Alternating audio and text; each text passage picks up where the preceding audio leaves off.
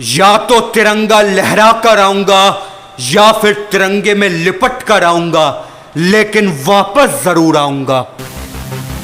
जिनके शब्दों में इतनी अंगार थी, सोचिए उनकी बाजुओं में कितनी ताकत रही होगी। आज हम बात करेंगे कैप्टन विक्रम बत्रा की।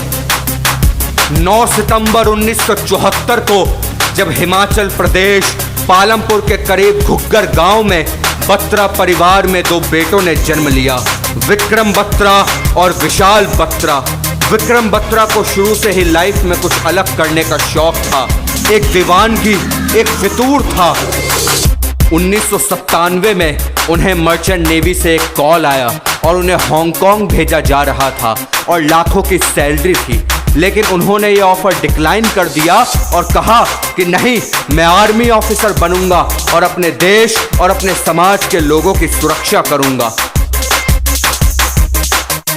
अब समझने की बात यह है कि उस टाइम एक लेफ्टिनेंट की सैलरी थी 20,000 और मर्चेंट ऑफिसर की थी 1 लाख रुपए, लेकिन उन्हें पैसों से प्यार नहीं था, उन्हें तो जुनून था इस देश की सेवा करने का। 6 दिसंबर 1997 को विक्रम बत्रा ने भारतीय सेना का अफसर के तौर पर शपथ ली और लेफ्टिनेंट विक्रम बत्रा ने इस शपथ को अपने जीवन का मंत्र बना लिया था और ये ठान लिया था कि बलिदान परम धर्म।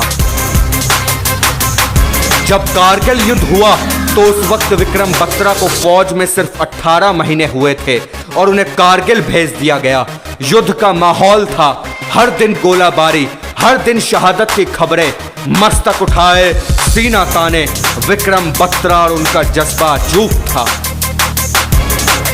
कारगिल के विराट पहाड़ियों में पाकिस्तानी बिल बनाकर छुपे बैठे थे। 15 से 17 हजार फीट की ऊंचाइयों पर जहां युद्ध चल रहा था, जहां सांस लेने में तकलीफ होती है, और वहां से पाकिस्तानी नीचे गोलीबारी कर रहे थे। 24 से 25 साल की उम्र में कई लोगों की पढ़ाई पूरी नहीं होती है, युद्ध में जाना तो बहुत दूर की बात है, लेकिन उसी उम्र में कैप्टन विक्रम बत्रा देश की आन बान और शान को बचाने के लिए अपनी जान की बाजी लगाने से भी नहीं कतरा रहे थे। लेफ्टिनेंट विक्रम बत्रा रात के अंधेरे का सहारा लेते हुए तोलोलिंग पॉइंट 5140 की खड़ी चढ़ाई कर रहे थे, क्योंकि सुबह के उजाले से पहले इस मिशन को खत्म करना था। तब विक्रम बत्रा और जामवाल ने वो फैसला लिया जो उनके लिए बहुत घातक हो सकता था। उन्होंने कहा, गोलीबारी तब बंद करी जाए जब वो दुश्मनों के कैंप के 100 मीटर की दूरी पर हो, सिर्फ 100 मीटर, जहां अमूमन गोलीबारी 400 मीटर की दूरी पर रोक दिया जाता है। उन परवानों को अपनी जान की कहां फिक्र थी, उन्हें तो अपने वतन की सुरक्षा दिख रही थी। और चोटी पर पहुंचते ही लेफ्टिनेंट विक्रम बत्रा ने आगे बढ़ते हुए पहले बंकर पर ग्रेनेड उछाला और बिना वक्त जाया करे दूसरे बंकर की तरफ बढ़ चले। उनका हौसला देखकर उनके सैनिकों में जोश भर चुका था।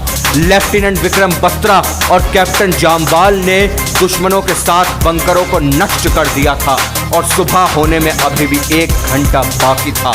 और जब उनके को साहब ने उनसे पूछा कि लेफ्टिनेंट बत्रा कैसा लग रहा है, तब उन्होंने कहा, ये दिल मांगे मोर सर, ये दिल मांगे मोर सर। वीर बोलने से नहीं कहलाते हैं, अपनी वीरता का प्रमाण देना पड़ता है। उनकी शहादत को इस 15 अगस्त को हमारा सलाम। जय हिंद, जय भारत, वंदे मातरम।